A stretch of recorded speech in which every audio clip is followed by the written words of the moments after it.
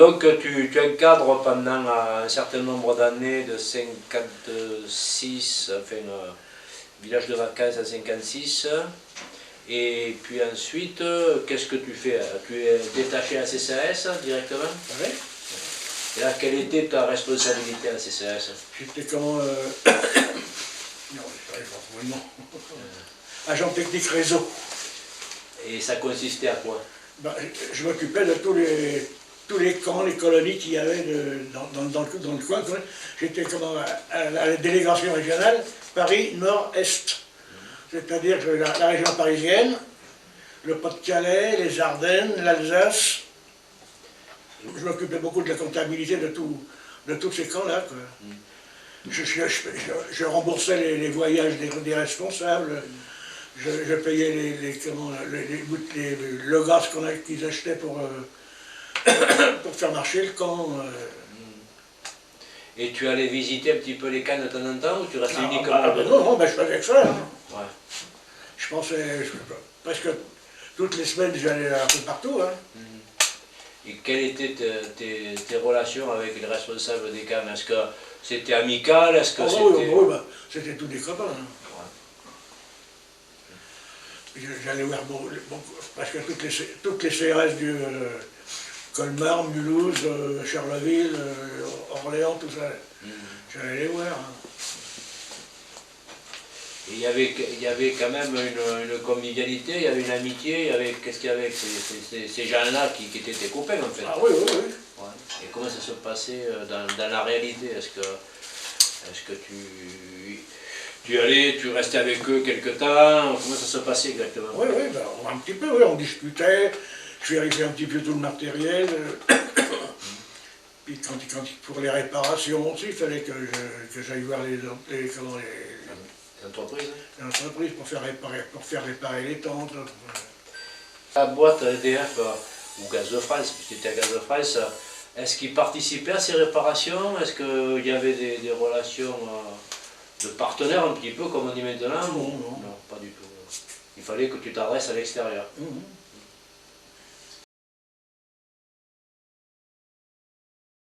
C'est à partir de 66, tu as eu des responsabilités, tu as été détaché à plein temps à la CCAS. Oui, après j'étais CCAS complètement. Jusqu'à ta mise en inactivité. L'année que ma femme est morte d'ailleurs. Jusqu'à ta mise en inactivité en 76, on t'est resté pendant 10 ans sur la zone Paris Nord. Paris Nord-Est. Nord-Est. Je voudrais revenir un peu en arrière. Tes premières années, est-ce que tu as des souvenirs, alors là on va sortir un peu de la CCAS, mais ça ne va pas être long, des souvenirs de comment ça se passait entre 41 et 40 et la libération de Paris en 44, donc la région de Paris, comment ça se passait à Paris Gaz, à Gaz de Paris, pendant toute cette période, pendant les 3 premières années de ta carrière, pendant l'occupation allemande? C'est battu, hein. D'ailleurs, c'est marrant parce que je faisais partie du Front National à cette époque-là. C'est pas le même, hein? Ah non, c'était pas le même. C'est pas le même. Ouais. J'ai fait la distribution des journaux clandestins, tous ces trucs-là. Pendant 3 ans. Et à l'intérieur de Gaz de Paris, il y avait un réseau. Voilà. Est-ce que vous étiez organisé dans l'entreprise? Le réseau était organisé uniquement dans l'entreprise ou le réseau avait des ramifications à l'intérieur de Gaz de Paris? Moi j'étais à l'usine à la Villette. Et on allait voir les gars de toutes les usines à gaz qui étaient au Landy, au Cornillon, à Clichy. On avait des relations entre nous. Et au moment d'août 44, est-ce que vous avez participé? Quel était le rôle de ton réseau au moment de la libération de Paris en 44? On était un petit peu libre de faire ce qu'on voulait. Hein. Vous n'avez pas eu un ordre venu bien précis de l'état-major de la résistance à Paris? Et à ce moment-là, qui était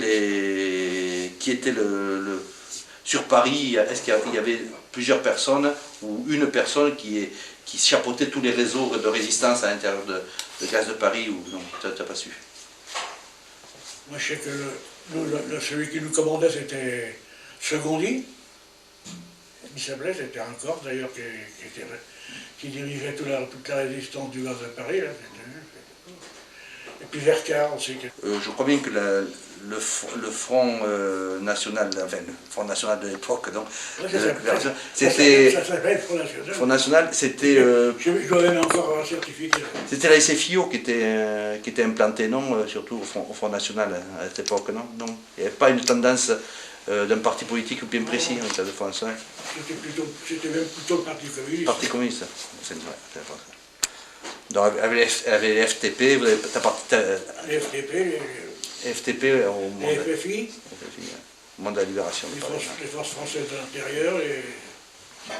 Et dans la foulée donc, de la libération de Paris, la libération de la France, la capitulation allemande, et après donc, le moment de la nationalisation officielle en avril 1946, quel a été ton rôle, et le rôle de tes copains dans la lutte pour la nationalisation pendant les mois qui ont suivi la guerre? Alors, toutes les manifestations qu'il y a eu, on y a tous été. Il y avait une forte volonté du personnel en 1946, Ah, oui, oui. donc pour la nécessité de nationaliser le gaz et l'électricité en France. Et c'est là que tu as commencé à connaître les principaux dirigeants de la CGT-EDF à travers Marcel Paul et d'autres.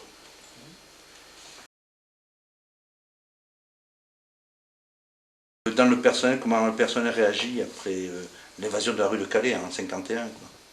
Ouais. Tu as un souvenir de la manière dont ça s'est passé et la manière dont le personnel a pris la chose.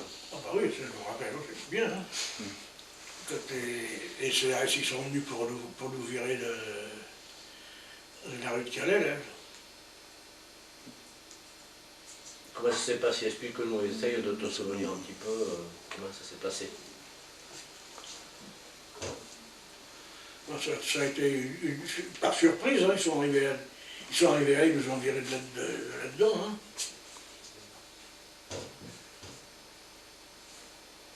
Est-ce qu'il y a eu des violences? Est-ce que... Non, non plus. Non, parce que qu'est-ce qu'on pouvait faire? On ne pouvait rien faire. Hein. Et le prétexte, tu t'en souviens de leur intervention? Bon, ils ne voulaient plus que ça soit géré par les syndicats, c'était sûr. Parce qu'il y a un problème qui se pose suivant ce que nous avons dit tout à l'heure, parce que rapidement, ils ont vu qu'ils n'étaient pas en capacité de gérer. Dès 1956, ils vous laissaient tout faire. Oui, oui. Et parle-nous un peu, si tu as connu Marcel Paul, parle-nous un petit peu de lui et des relations que vous aviez là avec... Il était occupé, on n'avait pas beaucoup de temps de... Ce type-là, j'avais une admiration terrible pour lui. Hein. Je l'ai vu souvent dormir sur... parce qu'à cette époque-là, on était comme en rue de Calais, on s'est ouais, c'était... On est de la place Pigalle, on était... Ben, lui, il était... Je l'ai vu souvent manger un casse-croûte puis dormir sur le banc, hein, avec sa secrétaire Suzanne, qui était formidable aussi. Et c'est lui qui nous avait confié le truc de monter les premières caravanes en ligne. Avec Fertier, Berthier, tout ça.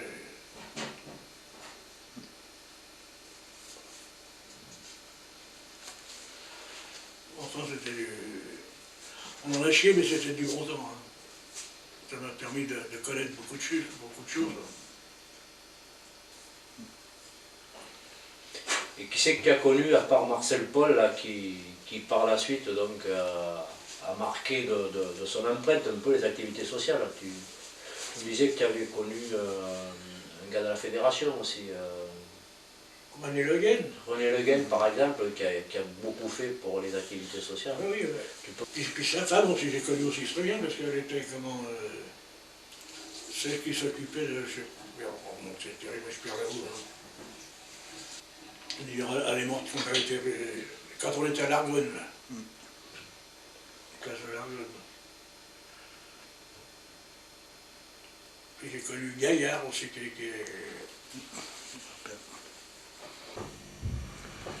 Puis après, quand on faisait tous les stages, on les voyait. Hein. On faisait des stages de moniteurs, des stages d'économes, des stages de directeurs de colo, des stages de... Et où se passaient ces stages? Un peu partout, hein. À Bourret, à Bourret-sur-Juine, là, c'était on en a fait en Savoie, on en a fait comment, à Bure, là, avec, comment il s'appelait, des... Oh merde. C'est le directeur de l'IFOREP, là. Ah, le petit père Boule, non? Boule, vous comprenez? Mais il est mort, ce qu'il pourrait... Boule, oui, le petit père Boule est mort il y a 5 ans, 6 ans. Je dois même avoir des photos de...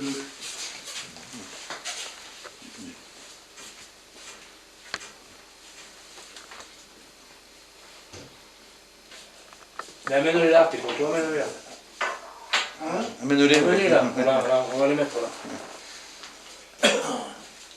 Les boules, petit père Boule. Voilà.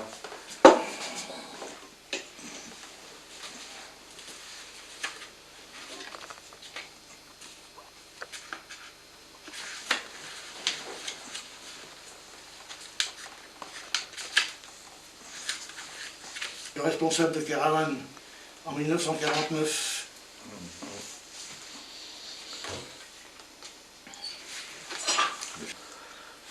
Ça aussi, au Lyonnais, ça c'est en faveur. Ça, je dirais que c'est à la Clusaz.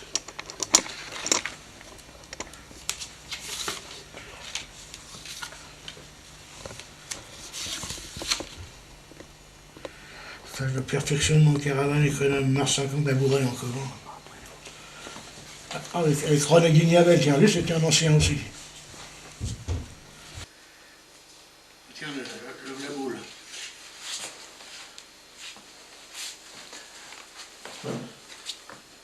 Ah oui, oula. En effet, on connaît bien sa tête.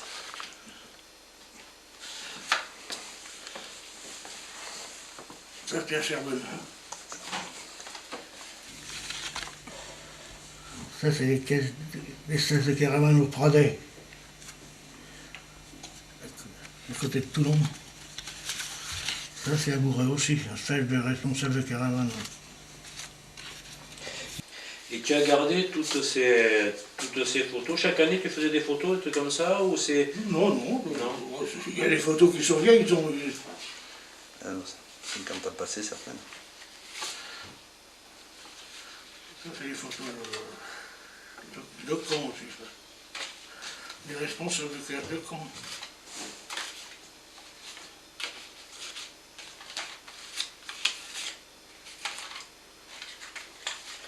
Ce que nous pouvons constater, c'est que l'aspect formation, déjà à la CCS dans les années 50, était très fort. Oui, ouais.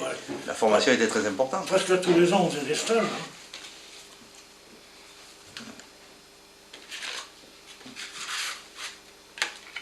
Alors que c'était pas du tout à la mode à l'extérieur de la CCAS, la formation était partie réduite, très réduite dans les entreprises dans les années 50. Oui.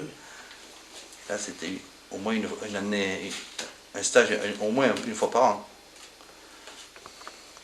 Et qu'est-ce que ça te fait de regarder ces anciennes photos là? Est-ce que ça te rappelle des bons souvenirs? Ah oui, ça c'est bon, oui. Ouais.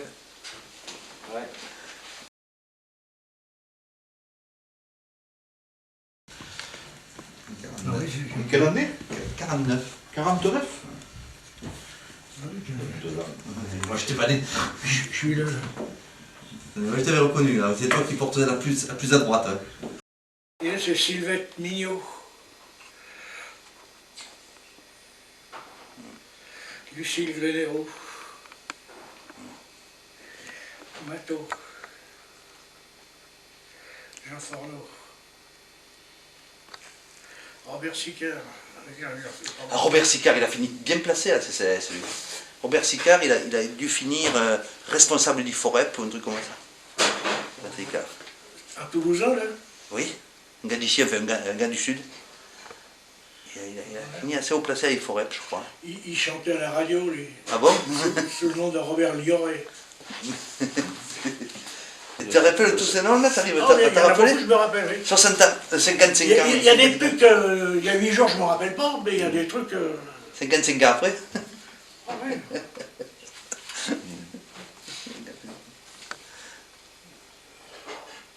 Ah, maintenant je comprends mieux l'importance de la formation au sein de la CCAS.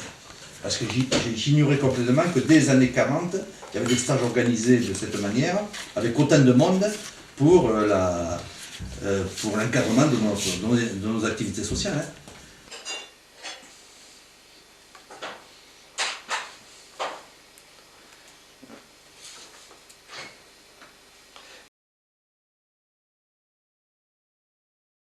Ton plus grand souvenir de toutes ces années?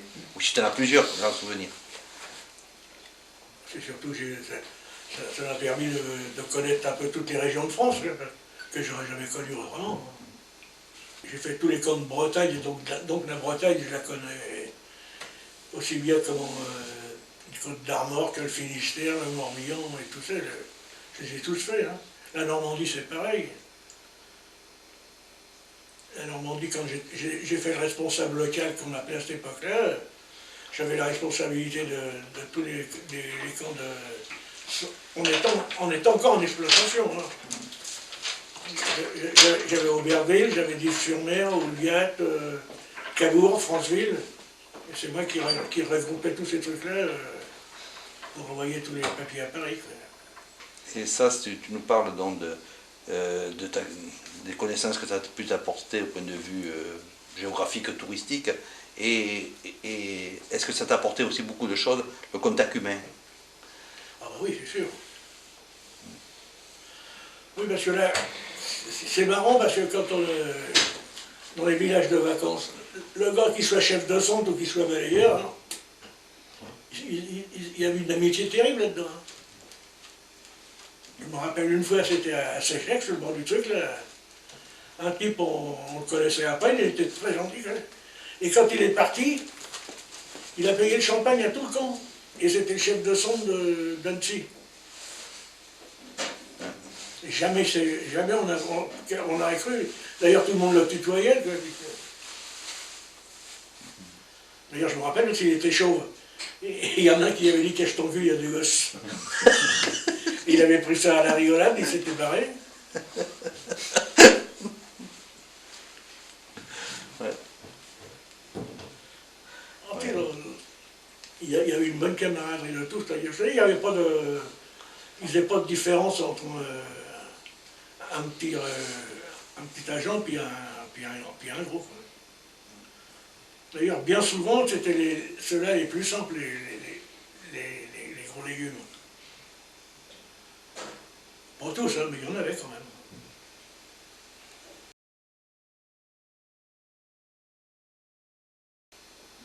Parce que quand tu parles des stages, qui c'était qui faisait les moniteurs dans ce stage?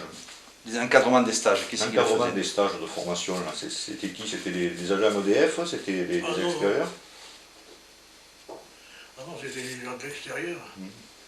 Il y avait Guérin Desjardins, c'était un type qui était...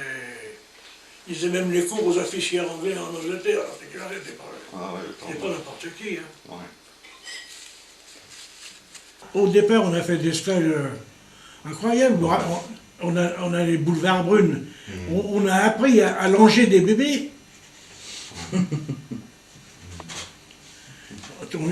Sur tous ces trucs-là d'élever les enfants, depuis le début on a appris tous ces trucs-là.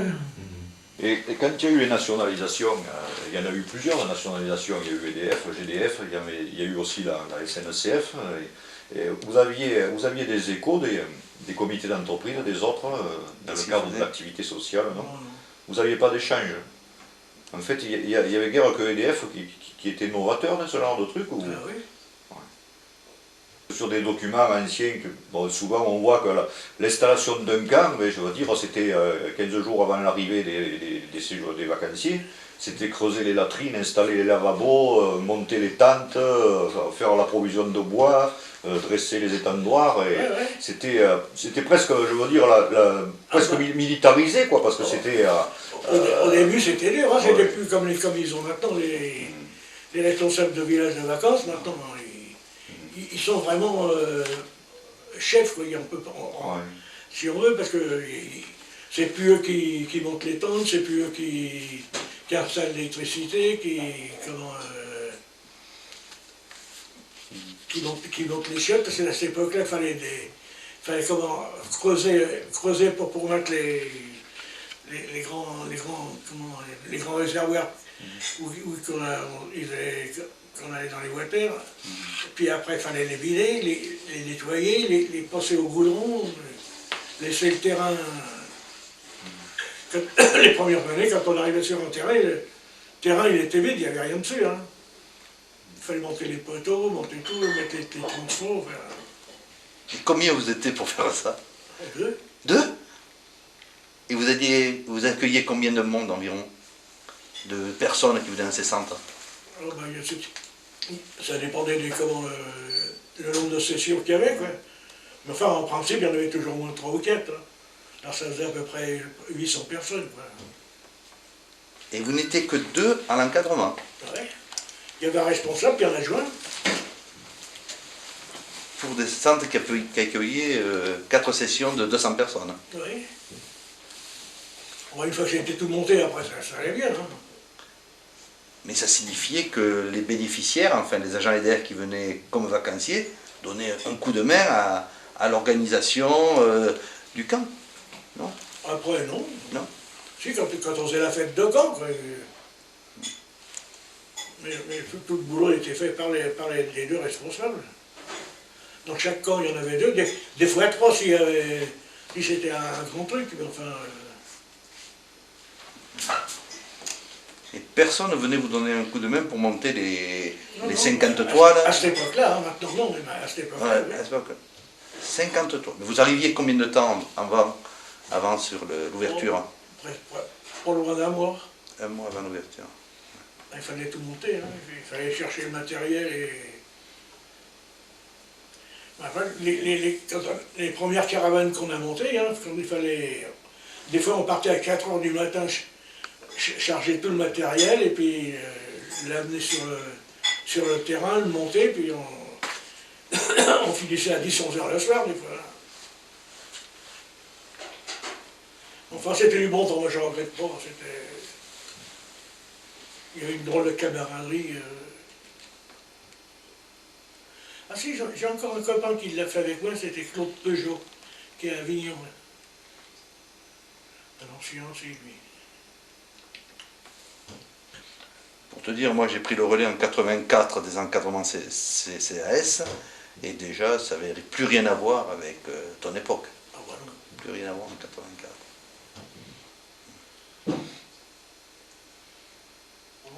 C'était dur, hein. C'était sympa, parce que c'était tout nouveau, alors il y avait tous les gens étaient vachement volontaires pour tout. Hein. Mais les bénéficiaires, ils devaient se satisfaire de ce qu'on leur donnait. Oui, Personne ne voulait réclamer. Moi j'ai connu les camps de pelle où il n'y avait pas un réchaud pour tout le monde. Hein. Il fallait qu'ils se démerdent à 2-3 familles pour se prêter le réchaud, pour faire cuire leur truc. Hein. Les douches, c'était des douches en ferraille avec des compartiments en caoutchouc. Les water, c'était pareil, il n'y avait pas de...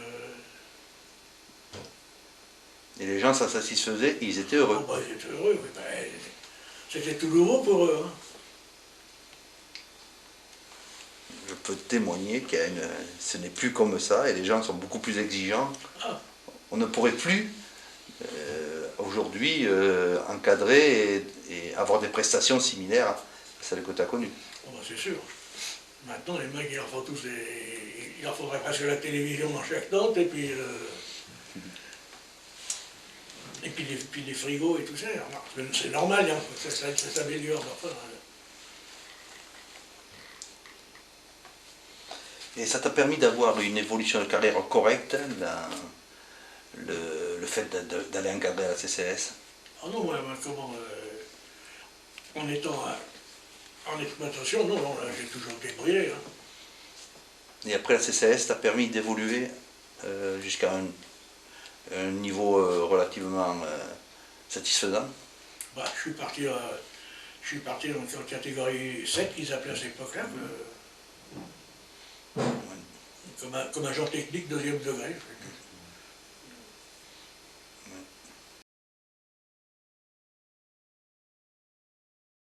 question à 100 balles, après ton départ en inactivité de service en 1975, est-ce que tu allais comme bénéficiaire dans les centres de vacances?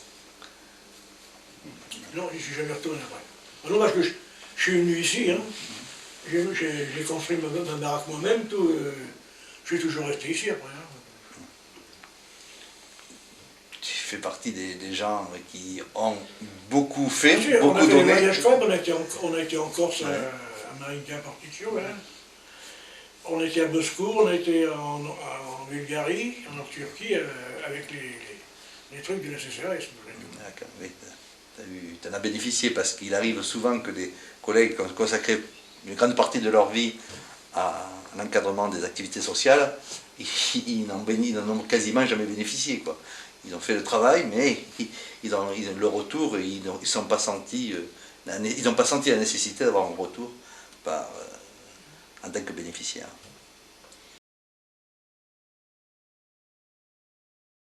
C'est dur, ils faisaient à peu près 15 km, 16 km par jour, hein, les caravaniers. Hein.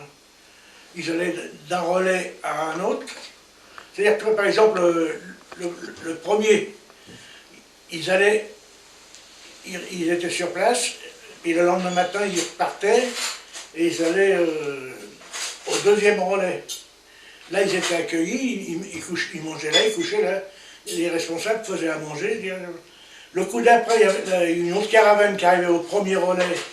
Ceux du premier relais allaient au deuxième, et tous les jours comme ça. C'est-à-dire s'il y avait 17 camps, au bout de 17 jours, il y avait du monde partout. C'était très innovant pour l'époque.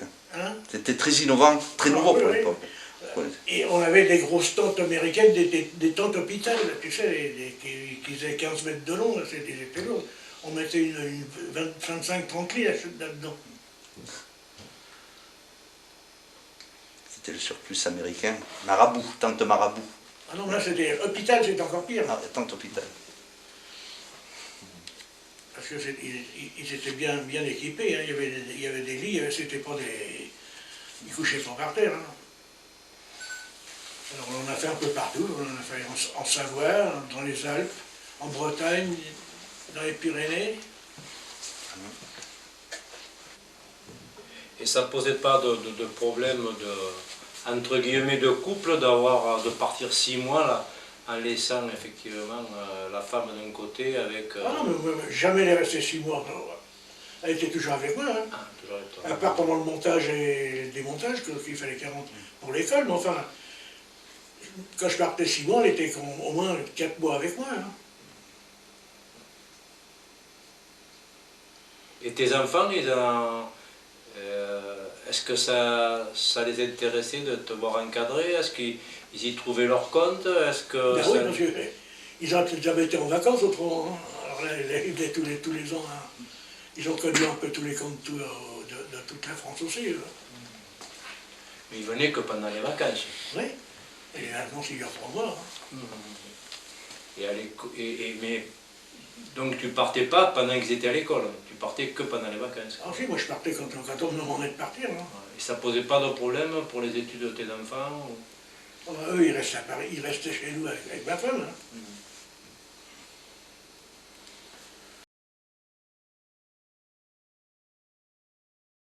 Pour venir au travail, quand tu étais parti 6 mois en dehors de... Non, ça allait. Les collègues pouvaient t'accepter facilement? Ah, ça a été dur des fois. Hein. Oui, parce que quand même, 6 mois parti, tu reviens, je ne sais pas ce que tu faisais comme boulot, mais quand même, ça devait faire un drôle de... Bah, j'étais releveur encaisseur. Hein. Ah, ouais. J'étais brigadier releveur encaisseur, qui s'appelait à l'époque comme ça. Et tes collègues acceptaient facilement que tu... Oh, plus ou moins. Hein.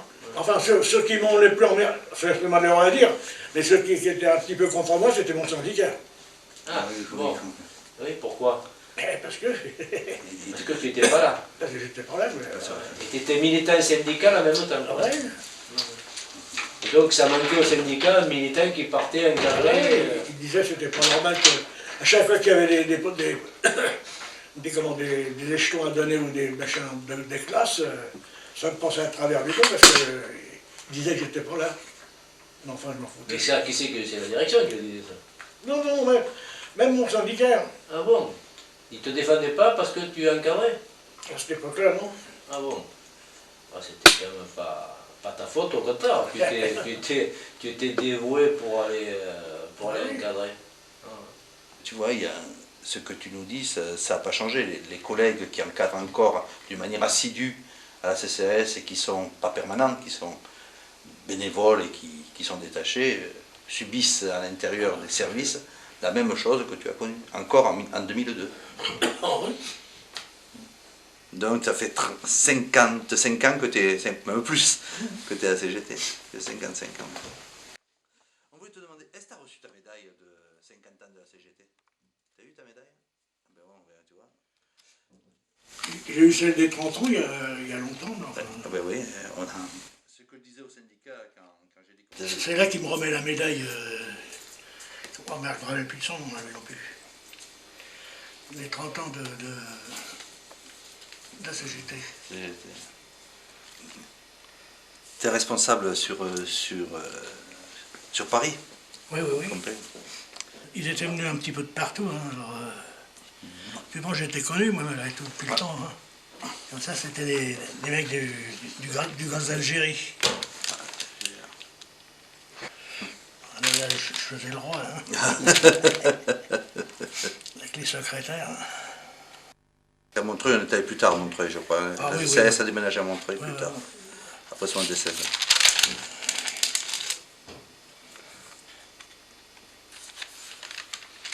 Là, on devait faire le discours. Hein. Tu étais sage comme un, tu étais droit comme un i. Schmet. C'est un caïd aussi, celui-là de la boîte.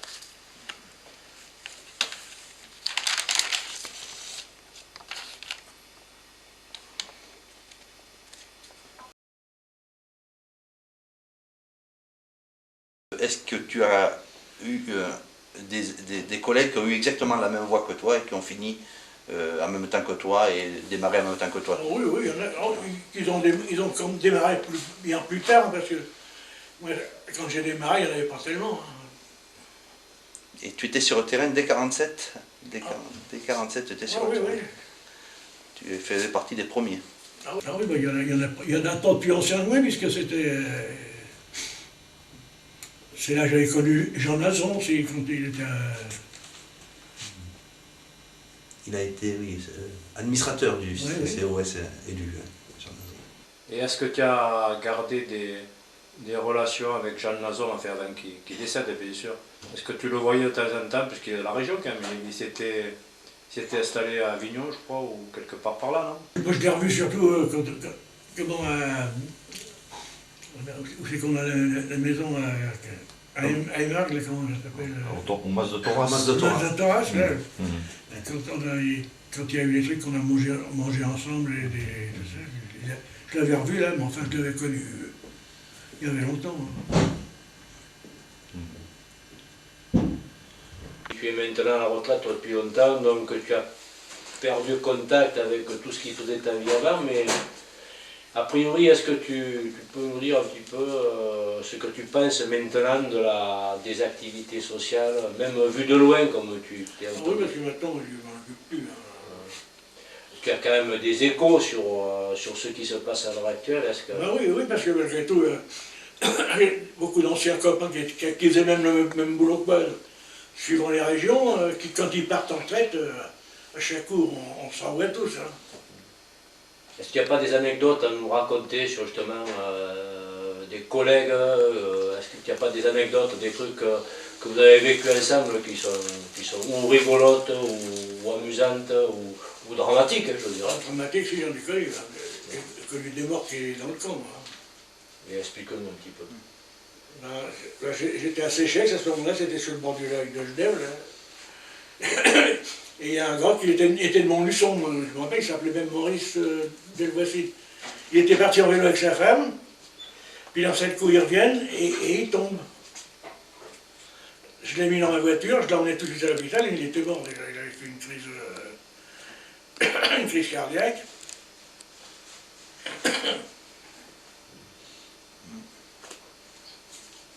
Et là, tu n'avais pas été embêté par cet événement, Oh non, c'est même moi qui avais La clé où c'est qu'il était à l'hôpital quand toute la famille est venue, tout ça. C'était... Mon contraire. J'avais eu une lettre de remerciement puis de félicitations la CRS de Montluçon.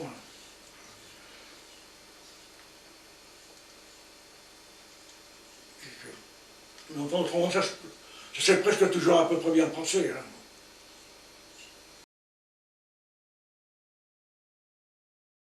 Et tu l'as connu, son mari Ah ben, Ils on travaillaient était, ensemble. on était des amis, Ah d'accord. on se connaissait depuis 1950. Hein, lui. Ouais. Donc vous vous rencontriez de temps en temps et... Puis on travaillait ensemble. D'accord. On était à la même exploitation, on était tous les deux à l'ancienne. D'accord. Ah ouais. Les enfants étaient tout petits, alors les gosses étaient ensemble, tout quoi. Quand on allait aussi à la fête de Noël, Oui, on allait souvent à la fête de Noël au cirque avec les enfants. Et... ma femme elle faisait à manger, puis nous, son mari et puis moi, on allait, avec les gosses, on allait au cirque. Oui, et... Et c'est des bons souvenirs tout ça quoi. Ah bah oui, les enfants étaient petits, on était... Oh, ben, On n'avait pas d'embêtement à ce moment-là. on mangeait souvent ensemble, tous les quatre. Puis quand même, Plus les gosses, puisque- à cette époque-là, je crois que peu de comités d'entreprise avaient ce genre d'activité aussi. Bah oui, voilà. Et le cirque, c'était la joie des enfants en plus. Puis moi, j'aimais bien ça. J'aimais bien le cirque, c'était joli. Les chevaux, les... Nous, on s'est connus, c'est en 50. Hein. Il voulait travailler un petit peu, quoi. Donc elle a travaillé à la CCS. Oui, c'est lui qui l'a fait rentrer. Mais pas en tant que... Dans les bureaux. Dans les bureaux, je crois, d'accord. Qui est Justine? Oui. Oui, oui. D'accord. Ben, je l'ai fait rentrer place de l'Argonne. Puis elle y est restée. Et puis après, je sais pas... Quand on est venu là, nous, elle a voulu se rapprocher aussi. Oui, alors elle est... Elle a demandé une mutation sur Avignon, Oui. puis maintenant elle est à Avignon. Enfin, notre compagnon nous a raconté ses bons souvenirs. Là. Vous en avez des bons souvenirs à nous raconter de cette époque-là, des vacances, ou avec les enfants, ou avec des amis On allait manger la fondue, Ah, où dans son camp. Ah, et c'est eux qui l'ont préparé? Ah oui, c'est eux. Ah, ouais. Vous saviez tout faire à l'époque. C'est à Ivoire, ça. À Ivoire. C'était à Ivoire. Parce qu'à Saint-Raphaël, on était seuls. Il est pas... Je sais pas où tu étais à ce moment-là. Mais à Ivoire, on allait manger la fondue. Quelle année que tu étais à Saint-Raphaël? On a un. Quelle année que tu étais à Saint-Raphaël? Mon fils avait 5 ans. Alors, 55. 55. Oui, 55, 56, Ouais. par là. Et... À 56, moi j'étais à Saint-Georges-de-Didon. Oui, oui. En 57, j'étais à Ivoire, 58 et 59 à Séchec. En 60, la salle qui est portrier, 61, j'étais à Carnac. Je crois qu'il ne l'a pas fait longtemps. 62, 63, j'étais à Bénodet. 64, 65 et 66, j'étais à...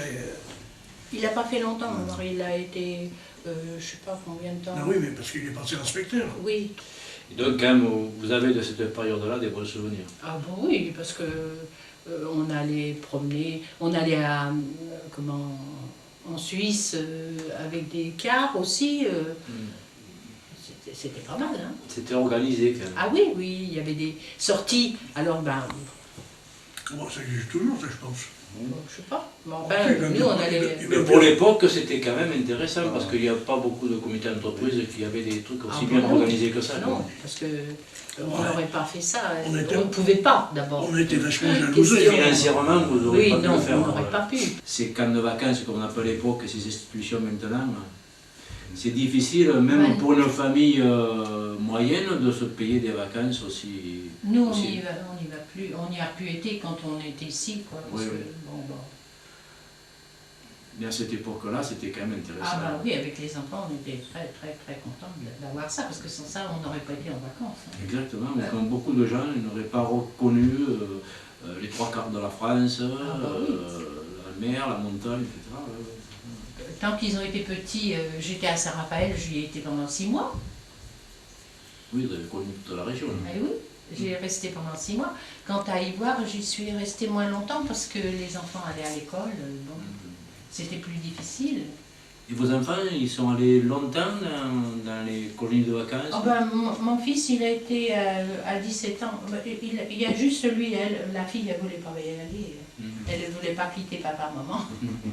Mais le garçon, il a été à 17 ans, il a été faire du canoë avec l'EDF. Déjà, les enfants pouvaient y aller jusqu'à 16 ou 17 ans dans les... Ah bah oui, moi, il y a été, je vous dis, j'étais seule à ce moment-là, puisque mon mari... Quand il y avait les caravanes, il pouvait jusqu'à 21 ans, il pouvait partir. Jusqu'à maintenant. Moi, il avait 17 ans, et je sais qu'il a été faire ça.